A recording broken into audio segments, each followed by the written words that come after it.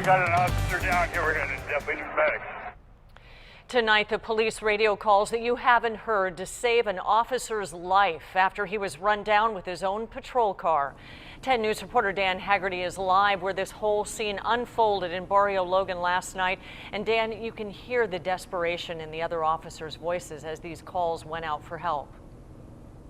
Yeah, and you know, the scene, as you mentioned, a lot different tonight than when I was standing out here 24 hours ago. You can see down the alley how narrow it is. The officers having no real way to get out of this car, barreling after them. Again, from the beginning to the end, from the hit until the time medics got there, just a few minutes, but it feels a whole lot longer when you're listening to these officers waiting for help.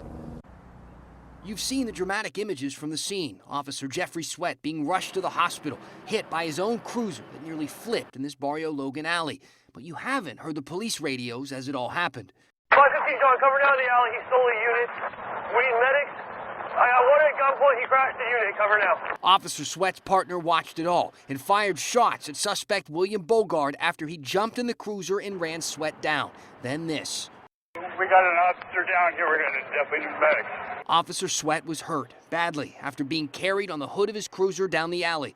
His partner stayed calm and described the injuries he could see over the radio. Injury to the head, 512 John. All of this just a minute and 30 seconds from the first clip you heard.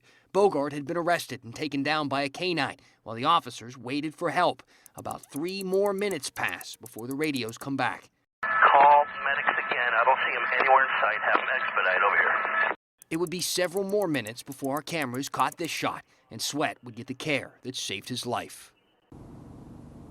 Sweat recovering, getting better at the hospital. As far as Bogard, the suspect, is concerned, he had to be treated too from the crash and a dog bite from the canine that took him down. He's waiting to see a judge and hear his charges. Reporting live tonight, Dan Haggerty, 10 News.